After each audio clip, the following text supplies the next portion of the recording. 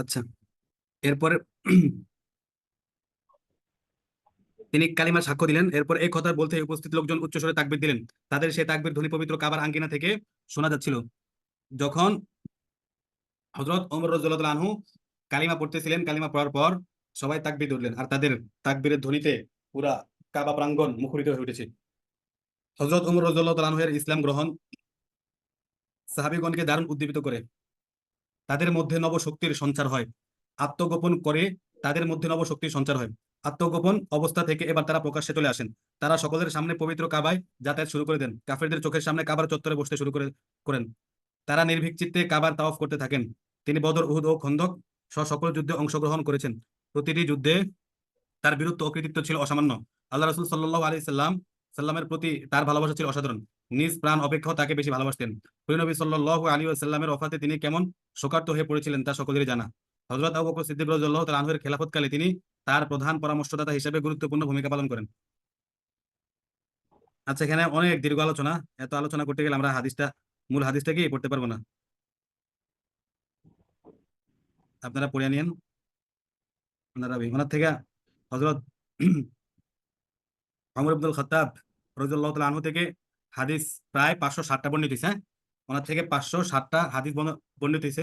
আমরা মোটামুটি তো জানতে পারলাম তার ইসলাম ধর্ম গ্রহণের কাহিনীটা, এবং তার থেকে হাদিস কতগুলা বর্ণনা হয়েছে। হ্যাঁ, তিনি কখন ইসলাম ধর্ম গ্রহণ করছেন, এতটুকু কি মনে করেন এনাফ?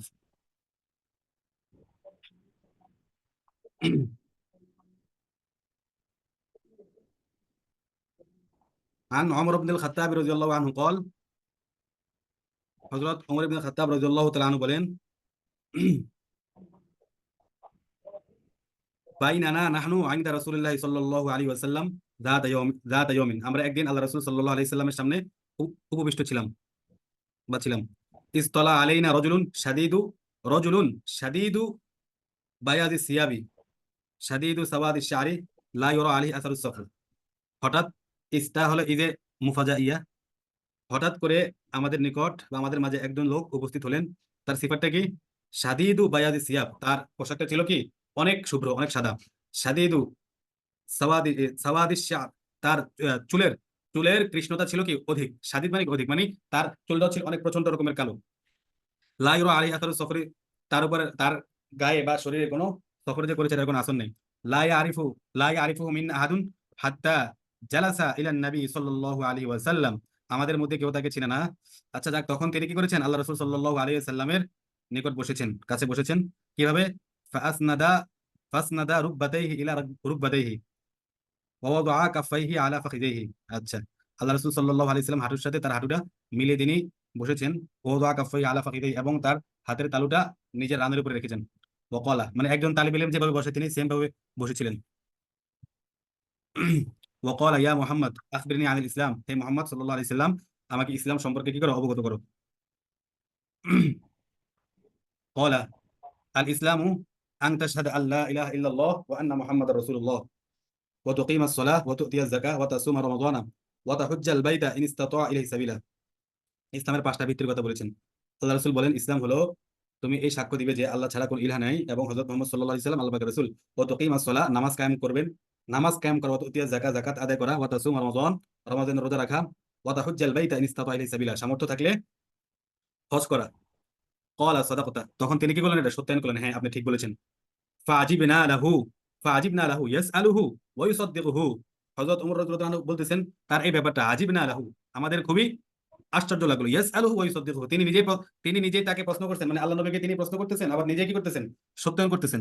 সাধারণত কেউ যখন কাউকে প্রশ্ন করে তখন সেটা কি নিজে জানার জন্য বলে, নিজের জানা থাকে না এই জন্য বলে, কিন্তু উনি নিজেই প্রশ্ন করছেন আবার নিজে কি করতেছেন, হ্যাঁ আপনি সত্য বলেছেন, এটা কইরা সত্যায়ন করতেছেন। এটা তাদের নিকট বিস্ময়কর মনে হলো। পরে বলতেছেন, ক্বালা ফাখবিরনি আনিল ঈমান, আমাকে ঈমান সম্পর্কে বলো। ক্বালা আন তুমিনা বিল্লাহি ওয়া মালাইকাতিহি ওয়া কুতুবিহি ওয়া রুসুলিহি ওয়াল ইয়াউমিল আখিরি ওয়া তুমিনা বিল কদরি খাইরিহি ওয়া শাররিহি। আচ্ছা, আন তুমিনা বিল্লাহ, তুমি আল্লাহর উপর ঈমান আনবে, ফেরেশতাগণের উপর ঈমান আনবে, ওয়া কুতুবিহি, এবং তার কিতাব সমূহের উপর ঈমান আনবে, ওয়া রুসুলিহি, এবং তার সমস্ত রাসূলগণের উপর ঈমান আনবে, ওয়াল ইয়াউমিল আখির, এবং আখিরাতের উপর ঈমান আনবে, ওয়া তুমিনা বিল কদরি খাইরিহি ওয়া শাররিহি, এবং ভালো মন্দ তাকদীরের উপরে কি করবে? ঈমান আনবে। তাহলে কটা হলো এখানে? আল্লাহ আল্লাহ 7টা বিষয়। আল্লাহর প্রতি, ফেরেশতাগণের প্রতি, কিতাবের প্রতি, রাসূলগণের প্রতি, পরে শেষ দিবসের প্রতি এবং তাকদীরের প্রতি। 6টা হলো। কলা সদাকতা, আবার বললেন কি হ্যাঁ আপনি সত্য বলেছেন। কলা ফাখবিরনি আনিল ইহসান, আমাকে ইহসান সম্পর্কে বলেন। ইহসানটা কি খেয়াল করেন। কলা আন তা'বুদাল্লাহা কাআন্নাকা তারাহু, এমন এভাবে আল্লাহ আল্লাহ পাকের ইবাদত করবেন। কাআন্নাকা তারাহু, যেমন আপনি তাকে দেখছেন। ফা ইল্লাম তাকুন তারাহু, যদি আপনি তাকে দেখতে সক্ষম না হন বা দেখতে না পান, অনুভব করতে না পান, হুম, ফা ইন্নাহু ইয়ারাকা, তবে নিশ্চয়ই তিনি আপনাকে দেখছেন। এই ফিলটা করবেন, এই অনুভবটা করবেন, এটাই কি ইহসান। ক্বালা ফাখবিরনি আনিস সাআহ, কিয়ামত সম্পর্কে বলেন আমাকে। ক্বালা মাল মাসউলু আনহা বিআলামা মিনাস সাইল। আচ্ছা।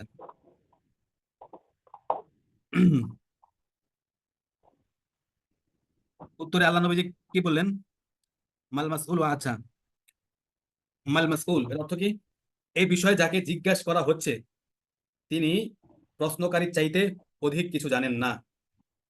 বুঝতে পেরেছেন? জি। মাল মাসউল আনহা বিআলামা মিনাস সাইল, বিআলামা মিনাস সাইল মানে কি? সাইল থেকে অধিক কিছু মা জানেন না। মাল মাসউল আনহা, যাকে এই সম্পর্কে জিজ্ঞাসা করা হচ্ছে, মা বিআলামা মিনাস সাইল, তিনি কি প্রশ্নকারীর থেকে ভালো কিছু জানেন না বা অধিক কিছু জানেন না। অর্থাৎ ইয়া, আপনি আমার থেকে ভালো জানতে পারেন বা আপনি যা জানেন আমিও তা জানি, এর থেকে বেশি আমি কিছু জানি না। হুম। ক্বালা ফাখবিরনি আন আমারাতিহা, আমারাতের বহুবচন আমারাতিহা, তবে তাহলে আপনি আমাকে কিয়ামতের কিছু আলামত সম্পর্কে বলেন। নবীজি বলতেছেন ক্বালা আন তালিদাল আমাতু রাব্বাতাহা, মা তার প্রভুকে জন্ম দিবে। ওয়া আন তারাল হুফাতাল উরাতাল আলাতা রিআ আশ-শাই ইয়াতাতাওয়ালুনা ফিল বুনিয়ান।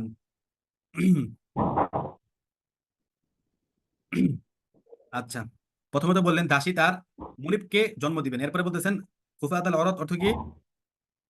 বলতেছেন আপনি আরো দেখতে পাবেন বা তুমি আরো দেখতে পাবে নগ্ন পায়ী বিবস্ত্র। নগ্ন পায়ী মানে, নগ্ন পায়ী মানে কি? যার যার পায়ে জুতা নেই, নগ্ন পা, হ্যাঁ খালি পা, নগ্ন পায়ী বিবস্ত্র, যার গায়ে জামা নেই। হত দরিদ্র মেষ চালকেরা বড় বড় দালান কোঠা নিয়ে গর্ব অহংকার করবে। ইয়া তাতাওয়ালুনা ফিল বুনিয়ান, ঠিক আছে, বড় বড় দালান কোঠা নিয়ে তারা কি করবে? গর্ব করবে। আচ্ছা, আমার কারেন্ট গিয়েছিল, আচ্ছা ঠিক আছে। আন তারাল হুফাতাল উরাতা, হুফাত উরাত আলাদা। আলা মানে দরিদ্র, হুরাত মানে নগ্ন, নগ্ন পা। হুফাত অর্থ সেম অর্থ, হত দরিদ্র। হুফাত অর্থ আমরা, আচ্ছা, হুফাত দ্বারা আমরা ধরি নগ্ন পা, যার পায়ে জুতা নেই। আর হুরাত অর্থ মানে যার গায়ে কি নাই, কাপড় নাই, বিবস্ত্র। আর আলা অর্থ দরিদ্র। রিয়া আশাই, রিয়া আশাই মানে কি? রাখাল বা মেষপালক। ইয়া তাতাউলুনা ফিল বুনিয়ান, ও আন তারা, আপনি দেখতে পাবেন, হুফাতা নগ্ন পাওয়ালা, উরাতা বিবস্ত্র ব্যক্তি, আলাতা দরিদ্র, রিয়া আশাই রাখাল মেষপালক, ইয়া তাতাউলুনা ফিল বুনিয়ান, তারা বড় বড় অট্টালিকা নির্মাণে কি করবে? গর্ববোধ করবে বা প্রতিযোগিতা করবে। আল্লাহকুমুত তাকাসুর, পবিত্র কোরআনে আছেন আল্লাহকুমুত তাকাসুর, প্রাচুর্যের প্রতিযোগিতা তোমাদেরকে মোহচ্ছন্ন করে রেখেছে। দা মিচুয়াল, দা মিচুয়াল ইনক্রেজ ডাইভার্স ইউ, ঠিক আছে, অর্থাৎ মানে পারস্পরিক একটা প্রতিযোগিতা, হ্যাঁ প্রতিদ্বন্দ্বিতা, কে কতটুকু কামাই করতে পারে, কে বড় বিল্ডিং বানাতে পারে, এই প্রতিযোগিতা আমাদেরকে